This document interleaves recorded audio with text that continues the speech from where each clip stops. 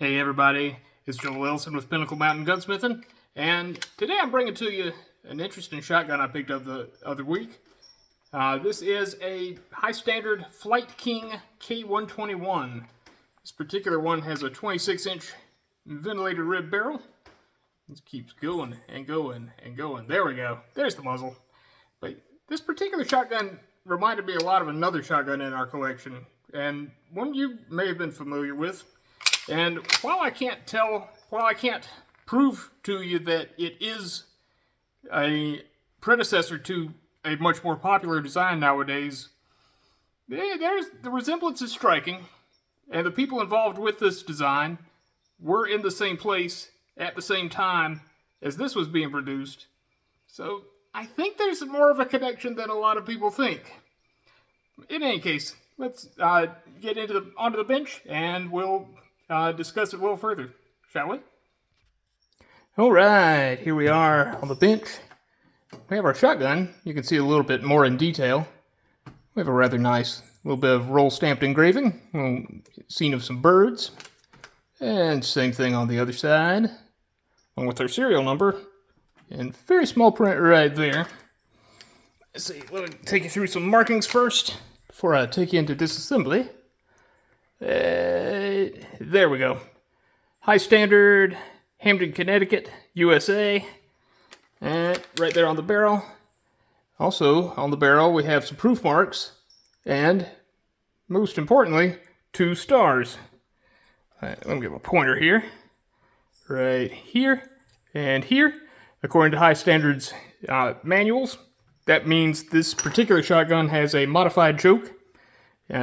If you're unfamiliar with shotguns, modified does not mean that someone has changed it after sometime during its lifetime. Modified is a particular level of choke. It's about mid-range. A choke, well, if you're unfamiliar with shotguns, I highly recommend Paul Harrell's videos on the subject. May he rest in peace. But in any case, we have a fairly typical, especially for the time, shotgun with a tilting bolt. Barrel is fixed to the frame, to the receiver, I mean. And we actually have a little bit of jeweling on the bolt and the cartridge lifter. That's nice. This particular one has a little bit of stamped checkering and a little bit of burl to the stock. That's nice. As far as I can tell, butt pad is original. I haven't really messed with that. But yeah, we have our bolt release back here, and a crossbolt safety right here. And our trigger's kind of gold-plated looking. Just gives it a little extra class. We have a quite nice ventilated rib barrel, mid-rib bead, and goes all the way out to here. Unlike a lot of modern choke barrels, this particular one has just a fixed choke, as in it's machined into the barrel. It's not removable in any way whatsoever. In any case, we'll get into taking this shotgun down, and, well, you'll probably see some resemblance to other shotguns you're familiar with. And, yeah, let's go ahead and get into it. So, how about? Now, here we go. Let me get our block here so I can... First, I have checked to make sure the shotgun is unloaded. And we are. Here we go. And I'm just going to push out this little pin. It's dual-ended, so you can't get it backwards. And once that happens, you can remove our fire control group. That's cast aluminum. Looks like it's painted. A little bit of wear on the edges there, but it's not a huge deal. And yeah, we have a bit of a outer battery safety there. Our disconnector right there. And that's our disconnect. And our slide release is right there. And you can probably tell when the trigger group came out that a piece fell out, which just kind of goes into the side here.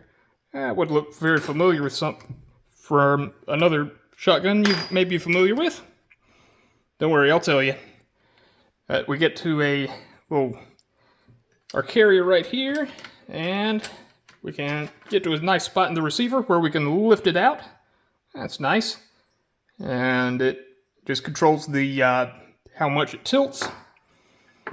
And now our slide is free. Keep in mind our slide also only has one action bar.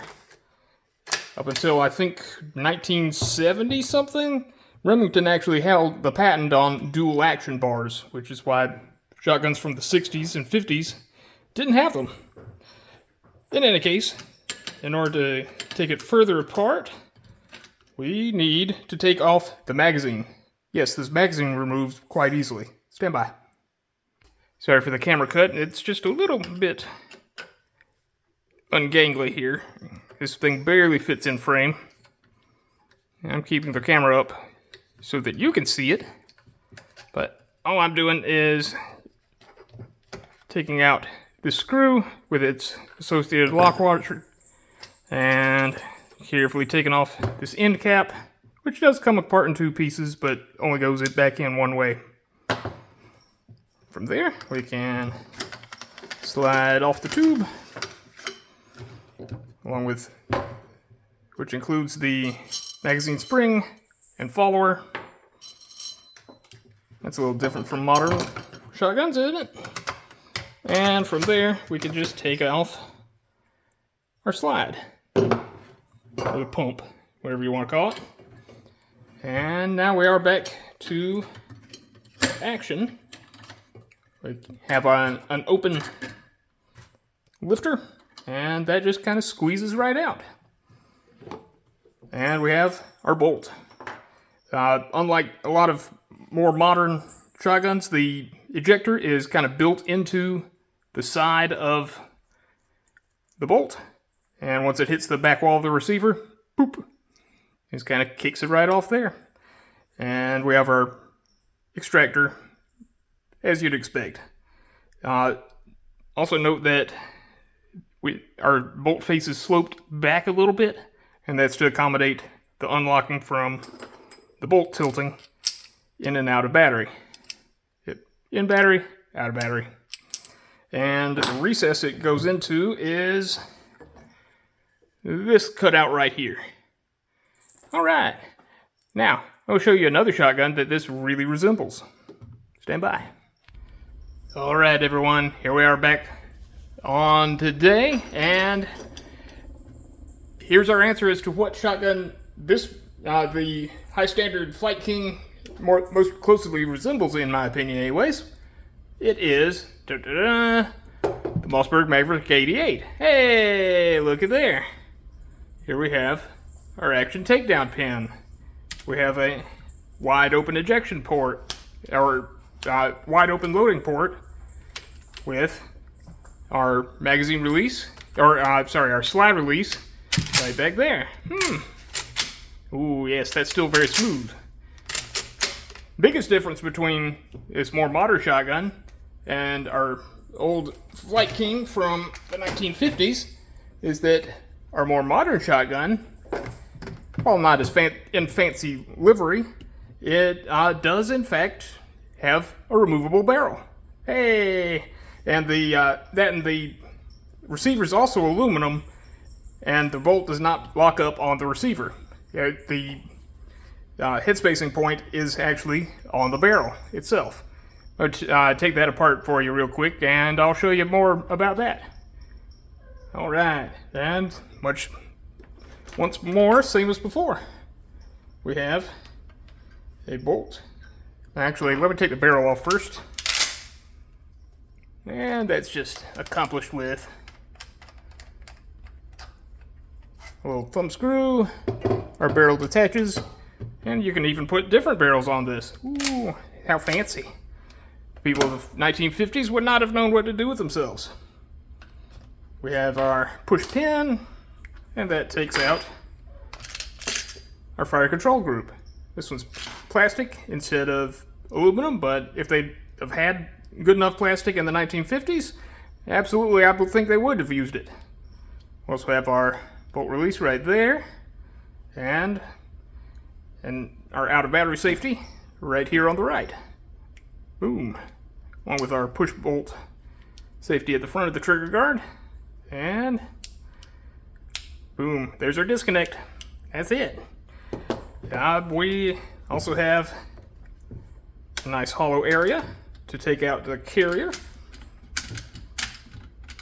And get that other piece out. There's another piece in here that the other shotgun does not have.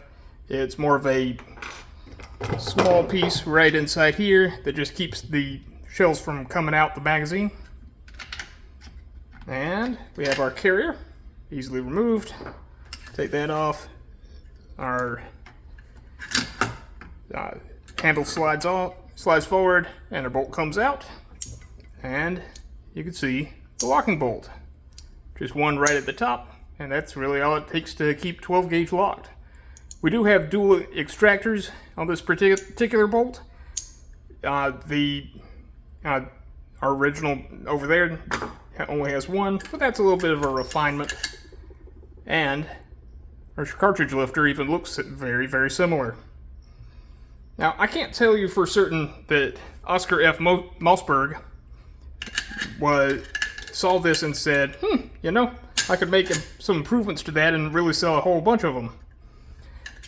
All I know is that he was in Connecticut for a lot of his early career, especially early career, and Mossberg's headquarters are still in Hartford, Connecticut, to this day.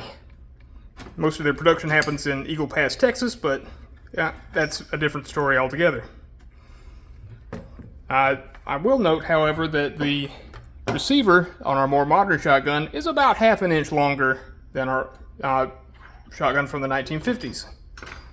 And that and some minor improvements, like being able to change out barrels from this long vent rib barrel that's also ported and has AccuChokes inside and is capable of shooting 3-inch shells. You can replace that for a little shorty security barrel with just a plain bead up front. And it works just fine for both. That's a lot more versatility in a more modern shotgun, but it's still just as smooth with the old school shotgun. In any case, we're going to put these back together, and I'll give you a few final thoughts. Stand by. Alright, here we have both of our shotguns back together. And yeah, they're fantastic little shotguns, both of them. And honestly, between the two of them, they're about equal levels of smoothness. That's not a very scientific definition, but I'd say they're about equal in terms of how smooth they are and how fast you can work the pump. Is the Mossberg 88 a lot less expensive? Yes. Is this a lot more classy? Yeah, also. Are they both going to give you fantastic, many, many years of fantastic service over harsh field conditions? Yeah, I think they will. In any case, one of these will be available for sale, but I'm not selling it on YouTube, of course. Please don't demonetize me, bots. In any case, I can't prove the connection between them, but I think there's something there that I would very much appreciate any historians out there if you could tell me about that connection, then I'd be very interested. In any case, this is a fantastic old shotgun that no one's really making anymore, and I don't know, it might go home with someone soon. In any case, hopefully you've enjoyed our presentation and guessing game today, and thanks for coming along to look at this shotgun with us. This has been Joel Ellison with Pinnacle Mountain Gunsmithing. If you'd like to support us, you can comment, like, and subscribe on the video down below, and be sure to punch that notification bell. And if you want to support us more directly, head to our website, pinnaclemountaingunsmithing.com, and sign up to make an appointment with us, and hopefully come see us. We're a full-service gunsmithing shop in Pickens, South Carolina, and we would be happy to have your business. Hopefully I'll see you soon. Bye.